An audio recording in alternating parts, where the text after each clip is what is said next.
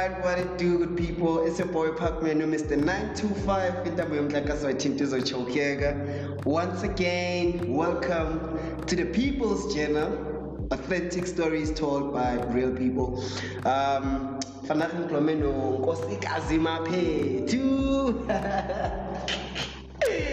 Oh man, it's been a while since Funguyen's Alento, and I'm finally like excited. I'm really excited. In fact, you can hear now with Mpumi. I'm really excited. I'm sitting with the beautiful Maphethu. I also saw that you have another name. Is it Pamela? Mpumi. Like I was going up Okay, so my name is Mpumi Vilagazi.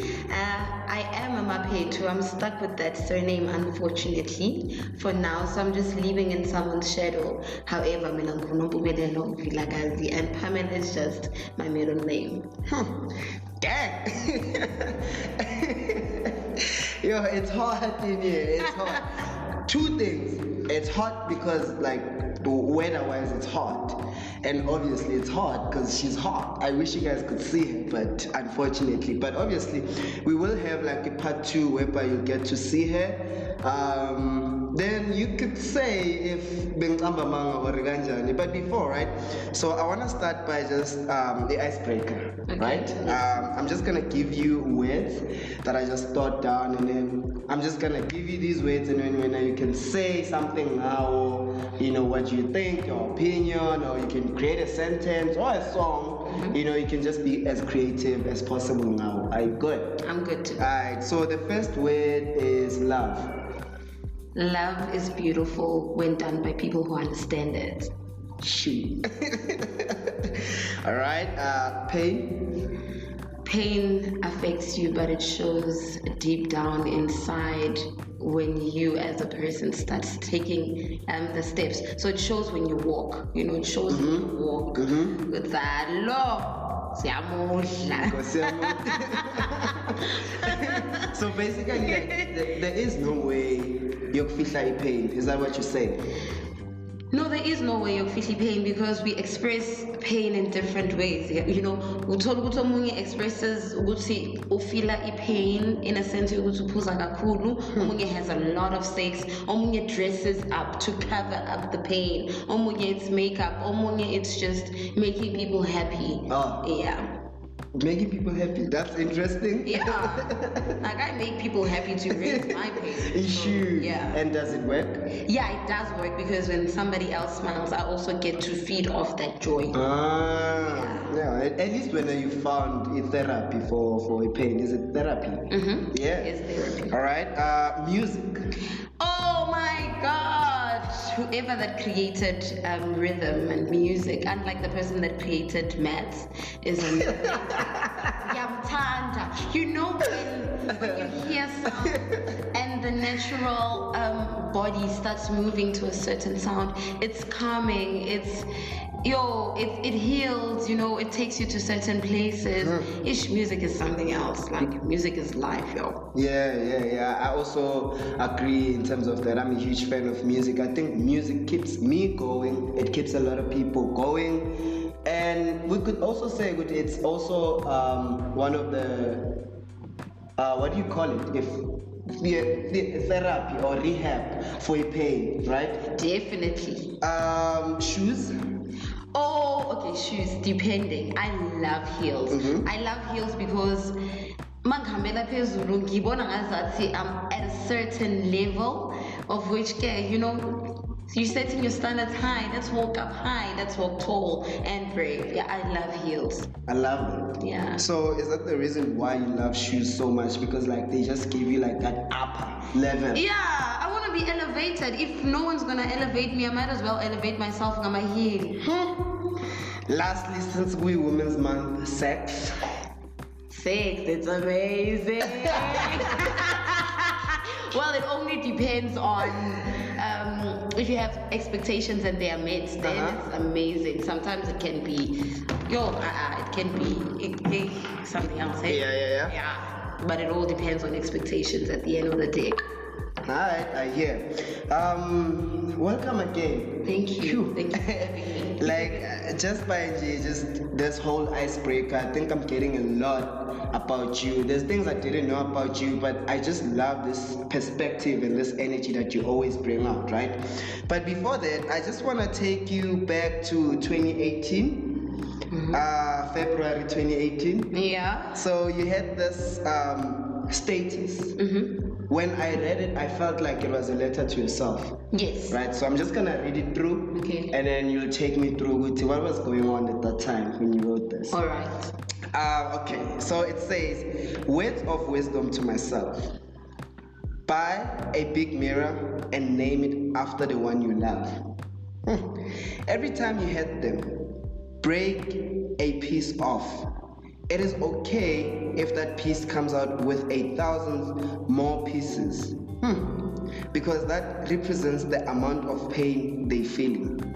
Eventually, when you have only one tiny piece left, a piece where you see nothing but your eyes or lens, know it is done. Know that you have destroyed the only thing that showed your beauty from the outside. You cannot see yourself through your partner's eyes. Know that as much as you do not see the reflection, neither does that person see you. Do not pick up the pieces to put together, as they will have lines, in brackets, scars, and thus you will see more than one reflection of yourself, meaning your place in that person's life is actually unknown, confusing. Hence people say, I'm in a relationship and it's complicated. God damn it. Finally, gather up enough strength to take the little pieces as a memorial and move on. Again, buy another mirror, and this time try your best to avoid breaking it. If you do, we have second chances, either with the same person or a different somebody. Hope my inner self can hear. Oh yeah, that was deep.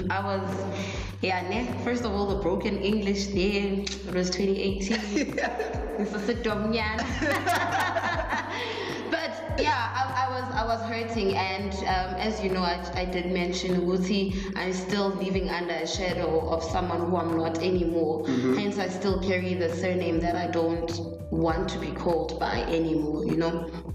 So yeah, it came a point in a relationship where I looked at the person I was with and I couldn't see myself anymore. I couldn't see the future I once hoped for. All I could see was pain. The pain that this person has inflicted on me, or the pain that I've carried myself due to staying in that relationship. And I use the mirror because every single time you look at yourself in the mirror, I think you admire what you see. And once you don't admire what you see, then there's a problem. If you are a woman, sometimes you try change it by adding a little bit of makeup, lipstick here and there, and then you like what you see eventually. But if you look into someone's eyes and you don't like what you see, then there's a problem. So you obviously need to fix that problem. So using a mirror, you know, when a mirror breaks, it either leaves another crack that will continue to break. So it depends on you. Once you start breaking a little piece of a mirror, what do you do to ensure that that mirror does not break and you keep it forever? So in my case, it kept on breaking, and picking up the pieces of those glasses kept on cutting me, which left scars instead of great and fantastic memories or great and fantastic things that I could use to carry through with the relationship. Damn. Yeah. You know, like when I also read it, it like really gave me some goosebumps. And then I thought of the women that are in my life that have went through the similar situation as you. And I was like, damn, I hope they can see it. You know, I hope someday I'll be able to put it on so that they find the strength, you know, to really also uplift themselves or get uplifted and empowered so that they are able to like overcome the situations. Because when I was reading this, I realized I was like, yo, this is a deep cut. You know, like Ispili, Masewa, and then the classes, they cut you through, you know, when that piece, it gets to you. 2018, this is happening to you, the weather's so dark, it's so cold in your life, what are the things that you're going through and how are you dealing with those things mazenzakala elifini yakho? Okay, so everything is happening. I am at a place where I'm caught in between letting go and swimming. You know when you're in a pool and you're nearing the deep end and you put in a position where you either need to make sure you stay afloat or you swim towards the safer surface of the pool. So it was rough for me because not only was I married, but I was pregnant. I found out that I'm like a month pregnant. So in that case, it's like, do you move away with the stomach and the baby in it, or do you actually stay and try and make things work? So like I said, the surname, every single time I came to work and I was called by that surname, it was no longer something beautiful that I had hoped for, but it was a constant reminder of the pain that I'm going to feel when I go back home, So 2018, at that time, I was really confused. But what kept me going was the music. The music will keep you alive. Yeah, it keeps the people going. And I wonder, like when we go through such dark times in our lives, first we also get to a point where we start questioning our faith. Our families, where was your family at that time? And why do I say this is because I'm like, in our black society, as black people, black culture, when we go through izinto engathi azikho mnandi emshadweni, our families will always tell you ukuthi bekezela. So where was your family at that time, and were they like supportive, or was it like you against the world? Right, so with regards to me, I didn't want my family to see to perceive my partner in a different way. So I wouldn't always tell them what he was doing or the drama and the pain that I was going through. I would run to his family for support since they have taken me in as their child. Mind you, I have no parents, so the only person who was left on my side is my grandfather. But unfortunately, and it's painful that some people raise children not to let them go. Yes. My ex-husband's parents didn't want to accept the fact that he is old and he's got things that he needs to deal with. So every single time I went to them, they were like, it's okay, our child. It will change. I remember the last meeting where I packed up my things. They told me, Guti, you can go, you're not important. Our child will be fine without you. So it was a matter of them not being able to let go and also not being able to love another person as their own, So I was going through everything alone, but when you have friends, there are certain friends that you have and you're like, it's bad, and the friends will always be there to comfort you. So I think friends kept me going, but I never told family up until the end. I like that because I've also noticed, and I feel like it's something that we need to change in our black society, in our black families as African people. Because in most cases, I've noticed, when the male and the woman in our African culture, society, when mabakala bashata, it's like the family from the girl's side or from the woman's side, they throw everything to the male's family, Hence why you find yourself a reporter, ebazalini, baga guy, wenza ini ebazalini baga guy, and sometimes it's so difficult because you're a mother. And you do everything to protect umntana wako, right? You always see right, through your child's eyes and doing, because that's what you're hoping for, and that's why you're raising them so hard. But also, when I read this, I also understood one thing. It was the time for you to find your power, because when you're in a dark space, in a dark moment, it's like God is just taking you there and says, Mdanami, I want you to sit in this corner by yourself so that you can, gather your strength. You can find your identity and self. And therefore, I want to know, Wuti, after that, right, what are some of the things that really pulled you through and made you the strong woman that you are? Okay, so I've always been a strong woman. I believe there are certain backgrounds that make you to become strong, whether you like it or not. You know, growing up without parents, there's it's one step to you being empowered. It's one step to you either being destroyed, because it depends on how you take it. I was once homeless, so I still had that in me, you know. I've been hustling, you know.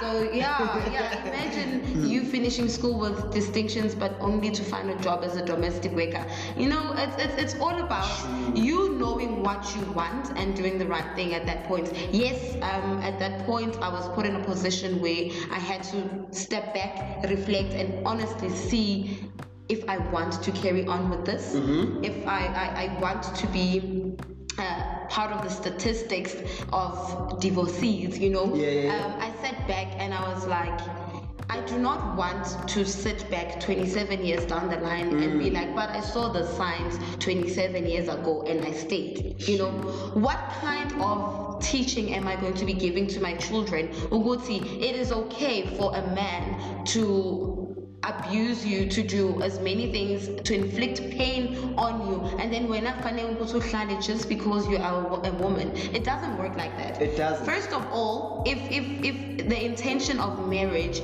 is for people to stay together in a union, I'm sure the intention is not for people to hurt each other in a union. Imagine if I stayed and eventually I resorted into killing myself and my kids. That wouldn't have worked out, because that thought did cross my mind at a certain point. But I was like, nah, I didn't come this far for this. And it's funny you say that, because I look at what's happening today and I always refer to that as generational curses. Most of the things that we are going through are the things that should have been prevented by, you know, previous generations to come, whether it be from Abukoko Betu, Abukulu Betu, and our parents, you know. But some of the things, principles, culture, laws, you know, were passed on to us, values to say, Magwenzagala so, Yenza so, Magwenzagala so, and we only used what was at our disposal at that time, you know.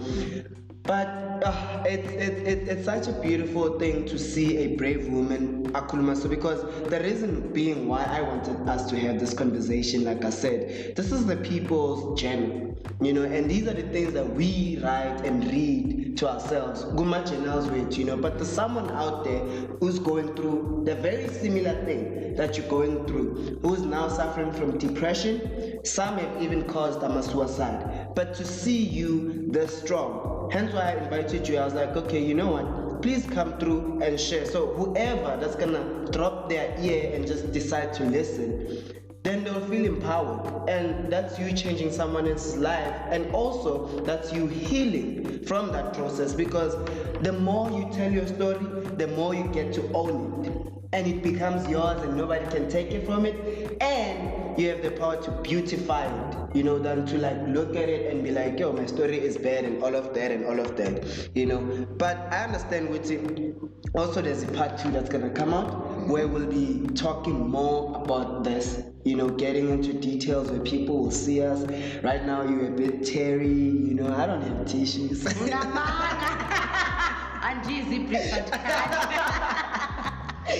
know. So I just want us to shake that off, as they usually say, shake it off. Shake it off. You know, Shake. Onto positive energies, you know, before we just concluded, right? There's also more questions I just want to ask, but now I just want us to ease up. Thank you so much. You know, this is also a reflection for me. I'll be also going home and thinking about it. But lastly, I want to know, now what's your perspective about marriage? Do you still want to get married, or like it has just blocked the vision? Okay, I'll only get married if I get a rich nigga. For them high heels. No, I'm joking. I haven't lost faith in marriage. However, I believe that the journey in us getting to know each other is more important than you putting a ring on it. You know, because I believe like my husband, ex-husband by the way, when we got into the marriage, I was ready. As a woman, when you are born, we are taught these things. How old you know, I was 23. We are taught these things. We taught how to be a woman, a proper woman. We are raised to be proper, and we are told you need to know how to cook for your husband. You need to know how to do certain things for your husband. But I was never told that I'm gonna need to learn different sex styles because I need to satisfy my husband every single day. Preach. I was never told of certain things that my husband would look at and be like, nah, I'm gonna go searching outside. You know, there are certain things that when you get married, you wanna and you wanna be all proper. You wanna be the married woman, but that doesn't work out. You know, if you were a freak before you got married, you need to remain that. And I believe that I do not want to bottle myself in a marriage. Instead, I believe in long-term partnerships. So if I were to get someone who would want to stay with me and stay with me forever, we would do that as friends and nothing binding us. I don't want to be bound by the law anymore because the process is bad. But marriage is a beautiful thing only when two people go into it with the same intention. Issue. Are you looking, or do you believe that love will come and find you? I saw that this time is not coming. Let's take Uneasy. I'm in relationships in 2019.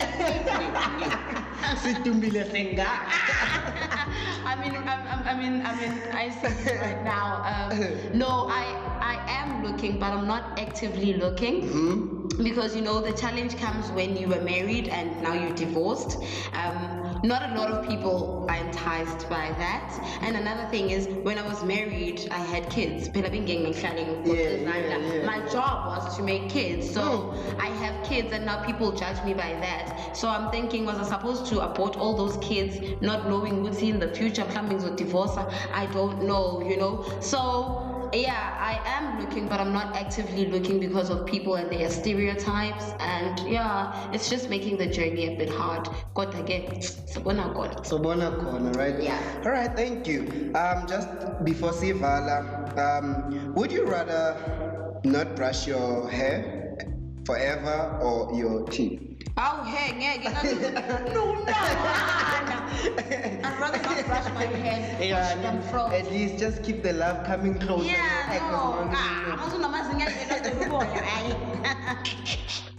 All right, another one. Arabi the phone. Arabi the phone. I'm just with the podcast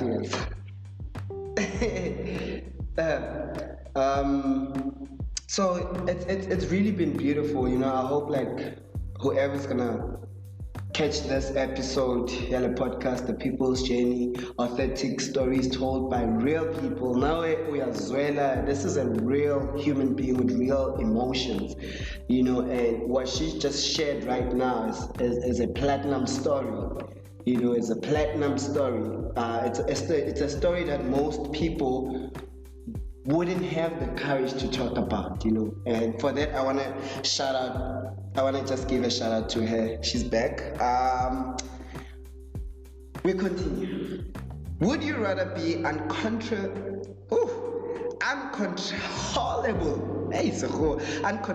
laughing for the rest of your life, or uncontrollably crying? But crying, I'm gonna get wrinkles. I'd rather laugh like uncontrollably for the rest of my life, because that will keep you younger. It keeps your heart healthy. It keeps your body healthy. You're born in the flat stomach because of laughing, Baba. 6-pack equals to laughter. You know, like it takes out that Zulu girl in me. I promise you. Ultra. I mean, if you're gonna listen to this, hit me up with the comment and tell me if I'm lying, okay? It does. So much pressure. Sorry about that. Who'd play you in a movie of your life? Who would play me?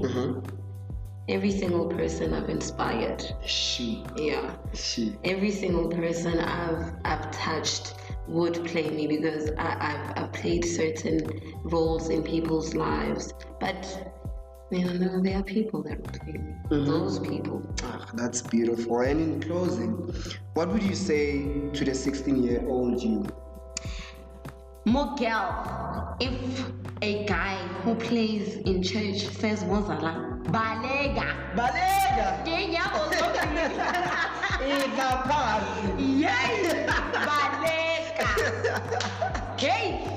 I'll leave it there. God again, Joba Bishop, my memes, but here, Bafana be worship abadlali. Yay. Right? Worship team. And with that, And easy. we drop smile as easy.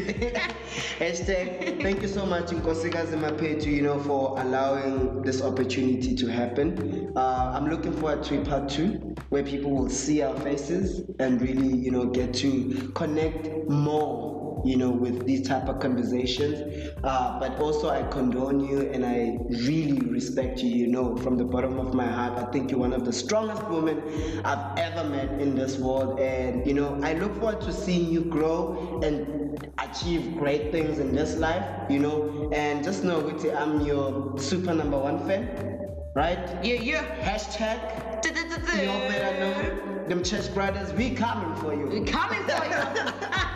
Thank you for having me. All right, thank you so much. It's the People's Journal. Authentic stories told by real people. Drop mic.